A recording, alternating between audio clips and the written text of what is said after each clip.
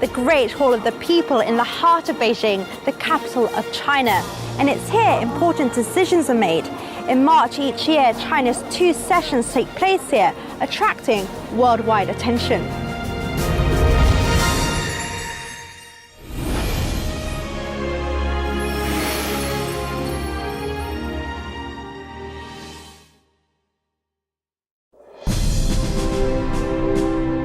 It is here that the Chinese government reviews the work of the past year and outlines a plan for the next. At the 2 sessions, the world's media keep an eye on an important figure, China's GDP target for the next year. As China's position in the world economy grows stronger, this figure not only represents the pace of China's development, but also the impact on the whole world.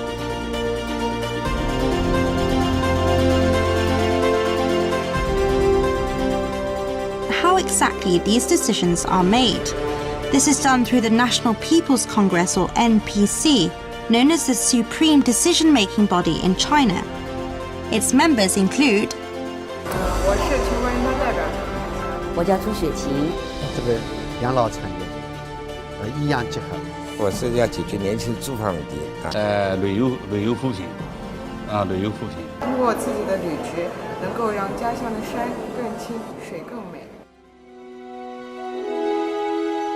It is the job of NPC delegates to bring Chinese people's opinions and hopes into the 2 sessions for discussion and deliberation.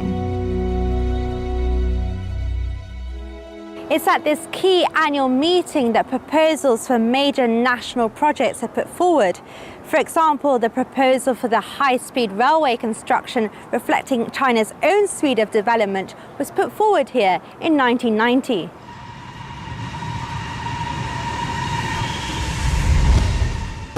This is the Fuxing bullet train connecting Beijing to Shanghai, and it travels at an astonishing 350 kilometers per hour, which means it can complete the 1,300-kilometer journey between the 2 cities in less than 4.5 hours, which makes it the fastest train in the world. Many are astounded by the sheer speed of conception, construction and operation of high-speed trains in China, which have led to China's rise as the powerhouse of high-speed rail transportation.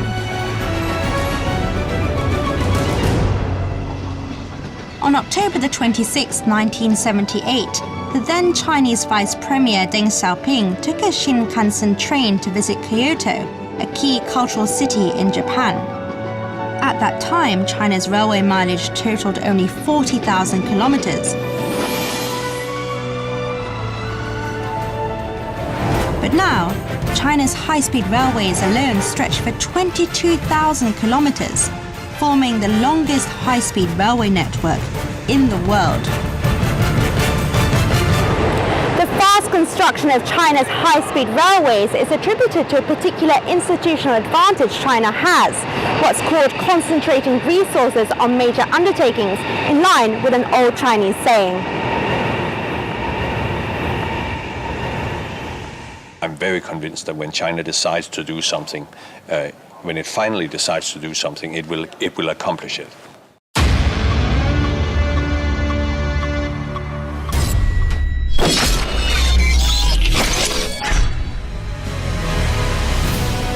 Wolf Warrior 2, the biggest Chinese blockbuster this year so far, grabbing $800 million at the box office, has aroused strong feelings of patriotism among many filmgoers.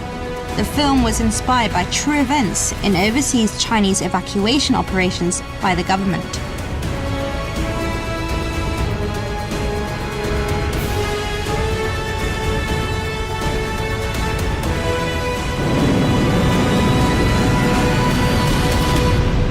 No other country in the world could have made the progress that China has, with the direction, with the purpose, with the ability, with the consistency. The fate of the party became tied up with the fate of the nation. It saved the nation, that's why it came to power. Around the globe, it is uncommon for a single political party to remain in power for over 3 consecutive decades. How has the CPC, a 96-year-old party, led the world's largest population forward over 68 years with such vitality and speed right until today?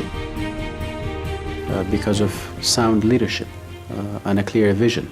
So I prefer actually the long-term approach in the Chinese fashion.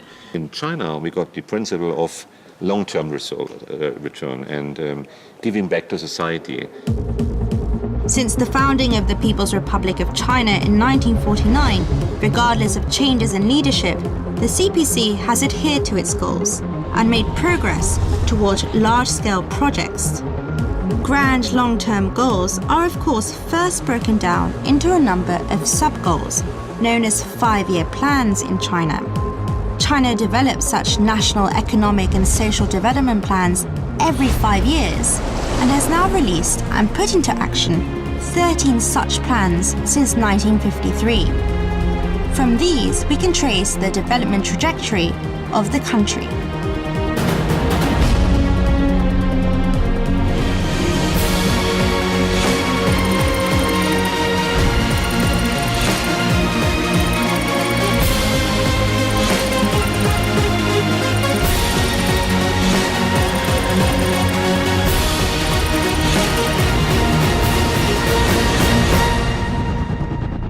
In addition to shorter-term goals, China has set 2 centennial goals. The Chinese Communist Party came to power because it was seen as the only force that could guarantee the advance of China. And that's really the reason more than all the other ones. But the Communist Party always adapted to the future, and that's maybe the secret of 95 years of success and ongoing success. In a polemical essay, The End of History, by American political philosopher Francis Fukuyama, first published 28 years ago, the writer argues that liberal democracy may signal the final form of human government. 历史没有终结，也不可能被终结。中国特色社会主义是不是好，要看事实。要看中国人民的判断。中国共产党人和中国人民完全有信心为人类对更好社会制度的探索提供中国方案。